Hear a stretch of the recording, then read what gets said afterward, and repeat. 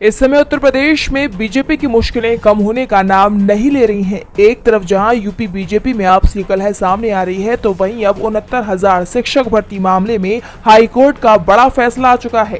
Allahabad high court की Lucknow bench ने शिक्षक भर्ती की मेरिट लिस्ट रद्द कर दी है। इसके साथ ही सरकार को 69,000 सहायक अध्यापक भर्ती परीक्षा का परिणाम नए सिरे से जारी करने के आदेश भी दिए हैं। इस आदेश से यूपी सरकार को झटका लगा है, तो वहीं अब इस फैसले के बाद से राजनीतिक दलों में आरोप प्रत्यारोप का दौर भी शुरू हो गया है। बता दें कि इस मामले में समाजवादी पार्टी के राष्ट्रीय अध्यक्ष अखिलेश यादव ने ट्वीट करते हुए बीजेपी सरकार पर निशाना साधा है। 69,000 शिक्षक भर्ती भी आखिरकार भाजपाई घपले, घोटाले और भ्रष्टाचार की शिकार साबित हुई।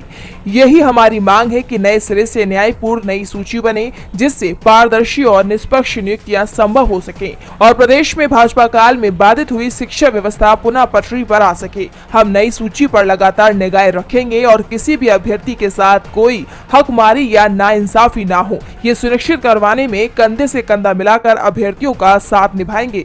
ये अभ्यर्थियों की संयुक्त शक्ति की जीत है। सभी को संघर्ष में मिली जीत की बधाई और नव नियुक्तियों की शुभकामनाएं। तो वहीं कांग्रेस ने भी इस मामले में मोदी सरकार को घेरा है। कांग्रेस ने एक्स पर लिखा, 69,000 शिक्षक भर्ती में आरक्षण का घोटाला हुआ था। ये घोटाला यूपी की बीजेपी सरकार ने किया। जब पिछड़े और दलित वर्ग के युवा इस बात को उठाते थे, तो बीजेपी सरकार उन पर लाठियां चलवाती थी। अब कोर्ट ने भी इन युवाओं की बात पर मोहर लगा दी है। ये इन युवाओं के संघर्ष की जीत है, ये न्याय की जीत है। इसी के साथ बीएसपी प्रमुख मायावती ने कहा कि यूपी में सन 2019 में चयनित 69,000 शिक्षक अभ्यर्थियों की चयन सूची को रद्द करके 3 महीने के अंदर नई सूची बनाने के हाईकोर्ट के फैसले से साबित है कि सरकार ने अपना काम निष्पक्षता व ईमानदारी से नहीं किया है। इस मामले में खासकर आरक्षण वर्ग के पीड़ितों को न्याय मिलना सुनिश्चित हो। बता दें कि हाईकोर्ट ने मामले में सुनवाई पूरी कर अपना फैसला सुरक्षित रख लिया था, लेकिन पीठ ने अपना फैसला 13 अगस्त को सुनाया था, किंतु उसकी प्रति वेबसाइट पर शुक्रवार को डाली गई। हालांकि अब इस मामले में सभी की निगाहें सरकार की अगली कार्रवाई पर होगी। क्या सरकार हाईकोर्ट के फैसले के खिलाफ अपील करेगी या फिर नई चयन सूची जारी करेगी, ये देखना दिलचस्प होगा। पर फिर बीजेपी पर आरक्षण को समाप्त करने के आरोप तेज हो गए हैं। उत्तर प्रदेश में 69,000 सहायक शिक्षकों की भर्ती को लेकर योगी सरकार को हाईकोर्ट से पहले ही झटका मिल चुका है। इलाहाबाद हाईकोर्ट की लखनऊ बेंच ने शिक्षक भर्ती की मेरिट लिस्ट रद्द करते हुए परिणाम नए सिरे से जारी करने के आदेश दिए हैं और अब विपक्ष ने भी इसे लेकर बीजेपी पर करारा वार किया है। कांग्रेस सांसद राहुल गांधी ने कोर्ट के फैसले की सराहना करते हुए ट्वीट किया कि 69,000 सहायक शिक्षकों की भर्ती पर इलाहाबाद हाईकोर्ट का फैसला आरक्षण व्यवस्था के साथ खिलवाड़ करने वाली भाजपा सरकार की साजिशों को करारा जवाब है। अभी एक मुद्दा शांत नहीं हुआ था कि मोदी सरकार के फैसले ने विपक्ष को दूसरा मुद्दा भी दे दिया, जिसे लेकर कांग्रेस अध्यक्ष मल्लिकार्जुन खड़गे ने बीजेपी पर निशाना साधा है। खड़गे ने ट्वीट किया कि संविधान को तार तार करती भाजपा ने किया आरक्षण पर डबल वार। पहला, आज मोदी सरकार ने केंद्र में joint secretary, directors and deputy secretary के कम से कम 45 पद लेटरल एंट्री द्वारा भरने का विज्ञापन निकाला है। क्या इसमें SC, ST, OBC एवं EWS आरक्षण है? खड़गे ने आरोप लगाया कि सोची समझी साजिश के तहत बीजेपी जानबूझकर नौकरियों में ऐसे भर्ती कर रही है ताकि आरक्षण से SC, ST, OBC वर्गों को दूर रखा जा सके। आगे उन्होंने लिखा कि दूसरा, यूपी में 69,000 सहायक शिक्षकों की नियुक्ति में आरक्षण घोटाले का अब हाईकोर्ट के फैसले से पर्दाफाश हो चुका है। राहुल गांधी ने मार्च 2024 में दलित और पिछड़े वर्ग में आरक्षण घोटाले में प्रधानमंत्री को पत्र लिखकर वंचित अभ्यर्थियों की आवाज उठाई थी। योगी सरकार ने अभ्यर्थियों से नाइंसाफी करते हुए ये पद भरे थे, जिसमें दलित और पिछड़े वर्ग का आरक्षण का संवैधानिक हक उनसे छीना गया। खड़गे ने कहा कि भारत के संविधान में निहित आर्थिक, सामाजिक और राजनीतिक न्याय के प्रावधानों को पूर्णतः लागू करना आवश्यक है। इसलिए कांग्रेस पार्टी सामाजिक न्याय के लिए जातिगत जनगणना की मांग कर रही है। सेबी चीफ माधवीपुरी बुच की परेशानियां बढ़ती हुई दिखाई दे रही हैं। हिंडनबर्ग की रिपोर्ट सामने आने के बाद से ही बुच मुश्किल में थी। सवाल उठ रहे थे कि जब सेबी चीफ पर ही सवाल खड़े हो रहे हैं, तो फिर जांच कौन करेगा, क्योंकि शेयर घोटाले की जांच का जिम्मा सेबी के पास होता है। लेकिन यहाँ तो सेबी चीफ पर ही घोटाले के आरोप लग रहे हैं। समाचार एजेंसी रॉयटर्स ने इसे लेकर एक रिपोर्ट जारी की है। रॉयटर्स ने बताया कि रिव्यू किए गए सार्वजनिक दस्तावेजों के मुताबिक बुच ने अपने 7 साल के कार्यकाल के दौरान एक कंसल्टेंसी फर्म से रेवेन्यू कमाना जारी रखा, जो संभावित रूप से नियामक अधिकारियों के लिए नियमों का उल्लंघन था। बुच 2017 में सेबी में शामिल हुई और मार्च 2022 में उन्हें सेबी का चीफ बनाया गया। कंपनी रजिस्ट्रार के सार्वजनिक दस्तावेजों के अनुसार उन 7 वर्षों में एगोरा एडवाइजरी प्राइवेट लिमिटेड, जिसमें बुच की 99% हिस्सेदारी है। कंपनी रजिस्ट्रार के सार्वजनिक दस्तावेजों के अनुसार उन 7 वर्षों में एगोरा एडवाइजरी प्राइवेट लिमिटेड, जिसमें बुच की 99% हिस्सेदारी है, ने 3 करोड़ 71 लाख रुपए की कमाई की है। बुच का कंपनी में निवेश सेबी की 2008 की नीति का सीधे सीधे उल्लंघन करता है, जो अधिकारियों को लाभ के पद पर रहने, वेतन प्राप्त करने या अन्य व्यावसायिक गतिविधियों में पेशेवर फीस हासिल करने से रोकती है। इसको लेकर हिंडनबर्ग ने सिंगापुर कंपनी के रिकॉर्ड का हवाला देते हुए कहा था कि बुच ने मार्च 2022 में एगोरा पार्टनर्स में अपने सभी शेयर अपने पति को ट्रांसफर कर दिए, जबकि मार्च 2024 को खत्म होने वाले वित्तीय वर्ष के लिए कंपनी ने जो रिकॉर्ड जारी किया उसमें बताया गया है कि माधवी बुच के पास अभी भी भारतीय कंसल्टेंसी फर्म में शेयर हैं। इस मामले में भारत सरकार के पूर्व शीर्ष नौकरशाह और बुच के कार्यकाल के दौरान सेबी बोर्ड के सदस्य रहे सुभाष चंद्र गर्ग ने बड़ा दावा किया है। उन्होंने कहा कि फर्म में बुच इक्विटी और इसके निरंतर बिजनेस ऑपरेशन आचरण का बहुत गंभीर उल्लंघन है। उन्होंने आगे कहा, बोर्ड में शामिल होने के बाद उनके लिए कंपनी का मालिकाना हक जारी रखने का कोई औचित्य नहीं था। खुलासे करने के बाद भी उन्हें अनुमति नहीं दी जा सकती थी। ये उन्हें सेबी में शामिल होने के लिए पूरी तरह से अयोग्य घोषित करने के लिए पर्याप्त है। यानी साफ है कि माधवी बुच इस बार बेहद मुश्किल स्थिति में फंस गई हैं। देश में बढ़ती महंगाई और गरीबी को लेकर विपक्ष लगातार मोदी सरकार से सवाल करता रहा है, तो वहीं इस बीच सुप्रीम कोर्ट के जस्टिस BR गवई ने बड़ा बयान दिया है। बता दें कि शुक्रवार को देश की दशा पर दुख जताते हुए जस्टिस BR गवई ने कहा कि देश की पूरी संपत्ति चंद लोगों के हाथों में है। बहुत से लोग ऐसे हैं जो 2 वक्त की रोटी भी नहीं जुटा पाते हैं। हमें आर्थिक रूप से इस भेदभाव को दूर करना होगा। दरअसल शुक्रवार को जस्टिस गवई केरल हाईकोर्ट के एक कार्यक्रम में बोल रहे थे।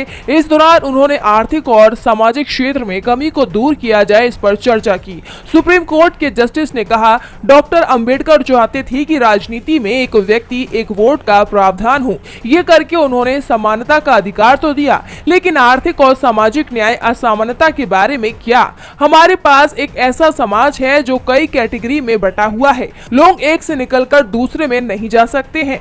इसीलिए डॉक्टर अंबेडकर ने हमें चेतावनी दी कि हम इन असमानताओं को मिटाने के लिए हर संभव प्रयास करें।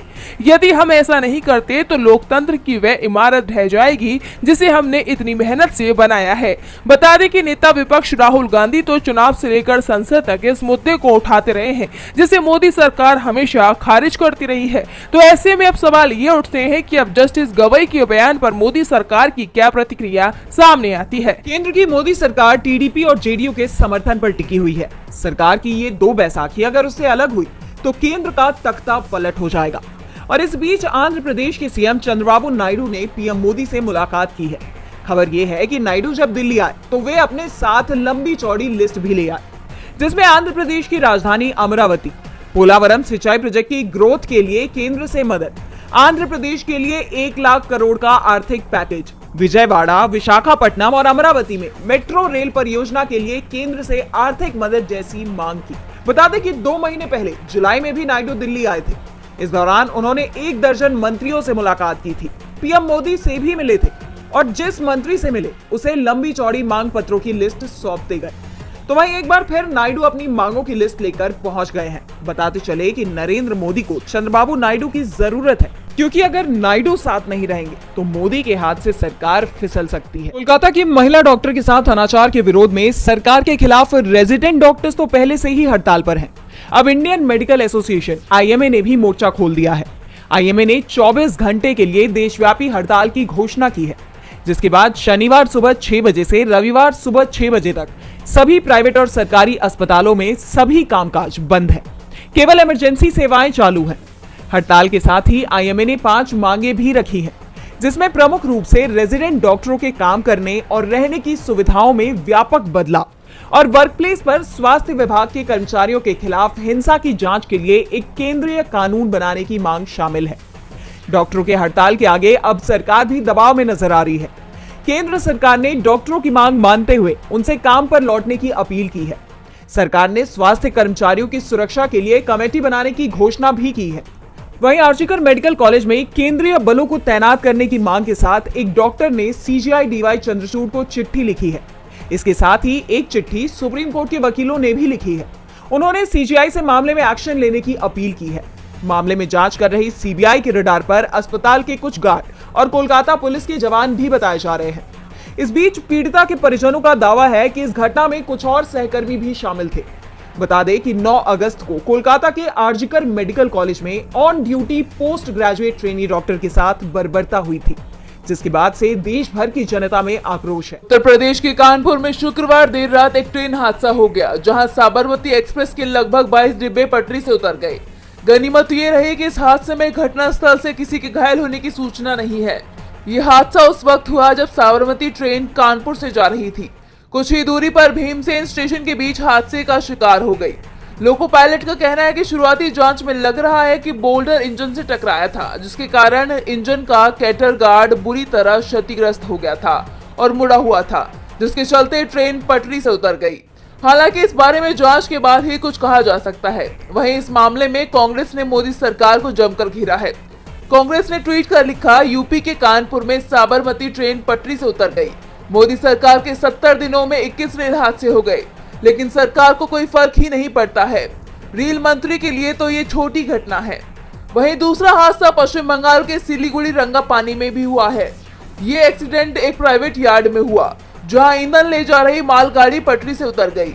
बता दें कि इससे पहले भी कई ट्रेन हादसे हो चुके हैं, जिसके बाद लगातार प्रशासन पर सवाल उठते रहे हैं। बिहार में पिछले कुछ महीनों से एक के बाद एक पुल गिरने की घटनाएं सामने आ रही हैं। इस बीच भागलपुर सुल्तानगंज अगवानी पुल चर्चा का बड़ा विषय बना हुआ है। इस पुल का एक और हिस्सा गंगा नदी में गिर गया, लेकिन गनीमत ये रही कि कोई हताहत नहीं हुआ। हादसे के बाद मौके पर अफरा तफरी मच गई। निर्माण के दौरान ये पुल तीसरी बार गिरा है। इससे पहले भी 2 बार इस पुल के कुछ हिस्से निर्माण के दौरान गिर चुके हैं। इससे पहले अप्रैल 2022 में तेज हवाओं के कारण पुल का 5 नंबर पिलर गिर गया था। उसके बाद मई 2023 में भी पुल के कई पिलर गिर गए थे। यह हादसा शनिवार सुबह हुआ, जब पुल का 9 नंबर पिलर और उसके ऊपर का ढांचा गंगा नदी में गिर गया। बताया जा रहा है कि नदी में तेज बहाव और बाढ़ की वजह से यह हादसा हुआ। इस पुल को बनाने में 1710 करोड़ रुपए की लागत आ रही है। पुल बनाने वाली कंपनी एसपी सिंगला के अधिकारी और कर्मचारी घटना के बाद से फरार हैं। इस पुल के निर्माण में जो गड़बड़ियां हैं वो अब खुलकर सामने आ रही हैं। पुल का काम 2015 में शुरू हुआ था और तब से ये अब तक 3 बार ढह चुका है, जो बताता है कि इसमें कहीं ना कहीं गंभीर खामियां हैं। बार बार पुल के ढहने की घटनाओं ने इसके निर्माण की गुणवत्ता पर गंभीर सवाल खड़े कर दिए हैं। लोगों में आक्रोश दिखाई दे रहा है और वो पूछ रहे हैं कि आखिर ऐसी घटनाएं बार बार क्यों हो रही हैं। कई लोग इसे सरकार की लापरवाही और भ्रष्टाचार का नतीजा मान रहे हैं। बहरहाल इसके पीछे की वजह क्या है वो तो जांच के बाद ही सामने आएगी। बिहार में पिछले 2 साल में 21 बड़े पुल गिर चुके हैं, जिसके चलते नीतीश सरकार निशाने